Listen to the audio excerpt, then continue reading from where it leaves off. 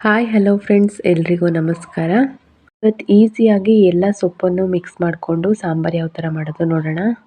ನಾನಿಲ್ಲಿ ಎಲ್ಲ ಥರದ್ದು ಮಿಕ್ಸ್ ಸೊಪ್ಪು ತೊಗೊಂಡಿದ್ದೀನಿ. ಪಾಲಕು, ಮೆಂತ್ಯ, ಸಬ್ಬಸಿಗೆ ಹಾಗೆ ಹರವೆ ಸೊಪ್ಪು ಎಲ್ಲ ಸೊಪ್ಪನ್ನು ಚೆನ್ನಾಗಿ ಚಿಕ್ಕದಾಗಿ ಕಟ್ ಮಾಡ್ಕೊಂಡಿದ್ದೀನಿ.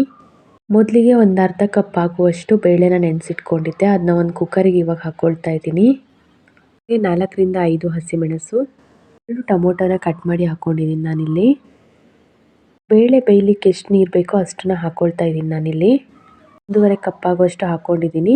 ಹಾಗೆ ರುಚಿಗೆ ತಕ್ಕಷ್ಟು ಉಪ್ಪನ್ನು ಹಾಕಿ ಮೊದಲು ಒಂದು 4ರಿಂದ 5 ವಿಷಲ್ನ ಕೂಗಿಸ್ಕೊಬೇಕು ಇದನ್ನು. ನೋಡಿ, ಇವಾಗ ಬೇಳೆ ಚೆನ್ನಾಗಿ ಬೆಂದಿದೆ. ಇವಾಗ ನಾವು ತೊಗೊಂಡಂಥ ಸೊಪ್ಪನ್ನು ಎಲ್ಲದನ್ನು ಚೆನ್ನಾಗಿ ತೊಳ್ಕೊಬೇಕು. 2ರಿಂದ 3 ಸತಿ ತೊಳ್ಕೊಂಡು ನೋಡಿ, ಇವಾಗ ಅದನ್ನು ಸೇರಿಸ್ಕೊಳ್ತಾ ಇದ್ದೀನಿ. ಸೊಪ್ಪು ಬೇಳೆ ಎಲ್ಲ ಒಟ್ಟಿಗೆ ಬೇಯಿಸಿದರೆ ಸೊಪ್ಪು ಬೇಗ ಕರ್ಗೋಗ್ಬಿಡತ್ತೆ.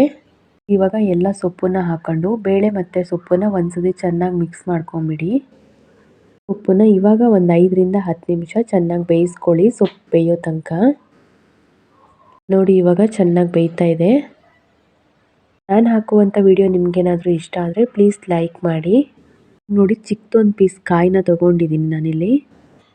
ಬೇಯ್ತಾ ಇರೋ ಸೊಪ್ಪನ್ನು ಸ್ವಲ್ಪ ತೆಕ್ಕೊಬೇಕು. ಹಾಗೆಯೇ ಅದಕ್ಕೆ ಹಸಿಮೆಣಸು ನಾವು ಮೊದಲೇ ಹಾಕಿರ್ತೀವಲ್ಲ, ಅದನ್ನು ಕೂಡ ತೆಗೆದು ಹಾಕ್ಕೊಳ್ಬೇಕು. 1 ಚಮಚದಷ್ಟು ಜೀರಿಗೆ,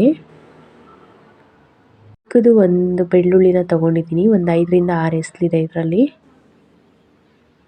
ಚಿಕ್ಕದಾಗಿ ಪೇಸ್ಟ್ ಮಾಡ್ಕೊಂಬಿಟ್ಟು ನಾವು ಬೇಯಿಸ್ಕೊಂಡಿರೋ ಸೊಪ್ಪಿಗೆ ಸೇರಿಸ್ಕೊಳ್ಬೇಕು. ನಿಮಗೇನಾದ್ರು ನೀರು ಬೇಕಂತ ಅನಿಸಿದರೆ ಸ್ವಲ್ಪ ಸೇರಿಸ್ಕೊಳ್ಳಿ. ನಾನೊಂದು ಸ್ವಲ್ಪ ನೀರನ್ನ ಸೇರಿಸ್ಕೊಳ್ತಾ ಇದ್ದೀನಿ. ಎಲ್ಲ ಚೆನ್ನಾಗಿ ಮಿಕ್ಸ್ ಮಾಡ್ಕೊಂಡ್ಬಿಡಿ ಇದನ್ನು. ಯಾವಾಗಲೂ ನಾವು ಬೇಳೆ ಸೊಪ್ಪನ್ನು ಒಟ್ಟಿಗೆ ಬೇಯಿಸಿದರೆ ಉಪ್ಪು ಫುಲ್ ಕರ್ಗೋಗ್ಬಿಡುತ್ತೆ, ಬಾಯಿಗೆ ಸಿಗಲ್ಲ ತಿನ್ನೋಕ್ಕೆ. ಇವಾಗ ನಾನು ಇದಕ್ಕೆ ಒಂದು ಅರ್ಧ ಚಮಚದಷ್ಟು ಅರಿಶಿಣ ಪುಡಿನ ಸೇರಿಸ್ಕೊಳ್ತಾ ಇದ್ದೀನಿ. ಚಿಕ್ಕ ಸ್ಪೂನಲ್ಲಿ ನಾನು ಹಾಕ್ಕೊಳ್ತಾ ಇದ್ದೀನಿ. ಚೆನ್ನಾಗಿ ಒಂದ್ಸತಿ ಮಿಕ್ಸ್ ಮಾಡಿಕೊಂಡು 5ರಿಂದ 6 ನಿಮಿಷ ಕುದಿಸ್ಕೊಂಬಿಡಿ. ತುಂಬ ಚೆನ್ನಾಗಾಗತ್ತೆ ಸೊಪ್ಪಲ್ಯ. ಸಾಂಬಾರನ್ನ ಮಾಡಲಿಕ್ಕೆ ಜಾಸ್ತಿ ಟೈಮ್ ಕೂಡ ತಗೊಳ್ಳಲ್ಲ. ಒಂದು 20 ನಿಮಿಷದೊಳಗಡೆ ಈ ಸಾಂಬಾರನ್ನ ರೆಡಿ ಮಾಡ್ಕೊಳ್ಬೋದು. ಹಾಗೆ ಆರೋಗ್ಯಕ್ಕೆ ಕೂಡ ತುಂಬ ಒಳ್ಳೆಯದು. ವಾರದಲ್ಲಿ ಒಂದು ಸರಿ ಆದರೂ ಮಿಕ್ಸ್ ಸೊಪ್ಪನ್ನು ತೊಗೊಂಡು ಮಾಡಬೇಕು.